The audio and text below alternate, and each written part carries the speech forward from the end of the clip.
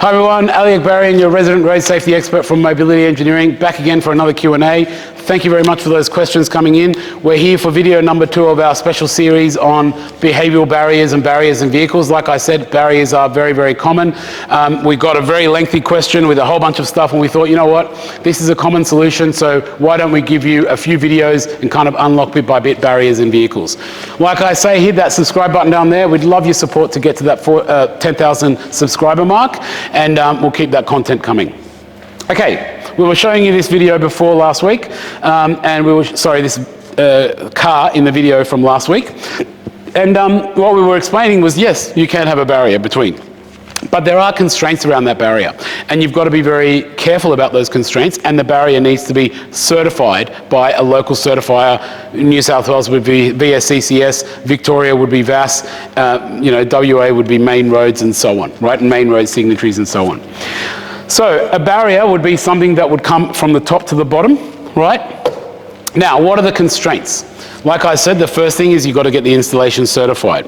The second thing is that the driver must still be able to have full communication, both visual and audible communication, with the rest of the passengers in the back. So the thing needs to be clear.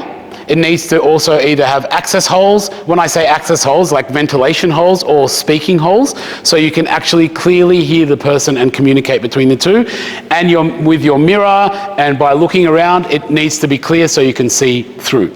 So if you need a solid barrier, it needs to be a clear form of polycarbonate or an automotive approved material. So for example, Perspex and acrylic, we can't use that in the back of a vehicle because that's not approved as an automotive glass. But polycarbonate, which meets a certain standard, is classified as an automotive glass, and it can be used. So that's another thing. So if it's solid, it needs to be solid, that it's like it needs to be clear, and it needs to be like an approved glazing panel. But your engineer who certifies that will explain that to you. You need to be able to communicate as well. So you need to be able to hear each other. Sometimes they leave some gaps around the side. Sometimes they put little holes so you can clearly hear. And the last thing that you need to do is you need to make sure that it's not a head impact issue. So sometimes when I have a clear, hard barrier here, what I'll do is I'll have a potential head impact issue where if I'm sitting here as a passenger and I hit the brakes, my head might accidentally hit into the barrier and cause me a head impact issue.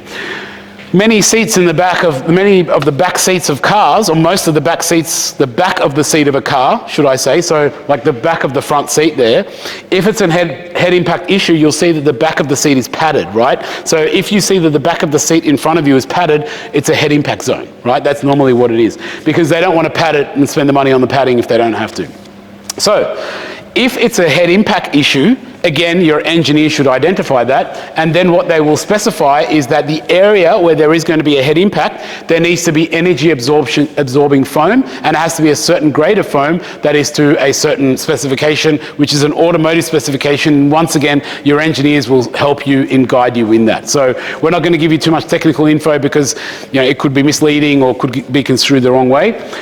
You've got to work with the certifier on this, but yes, you can have a barrier, and video number 2, which we've just completed now, is that the barrier needs to have those constraints around it, around communication, visibility, and so on.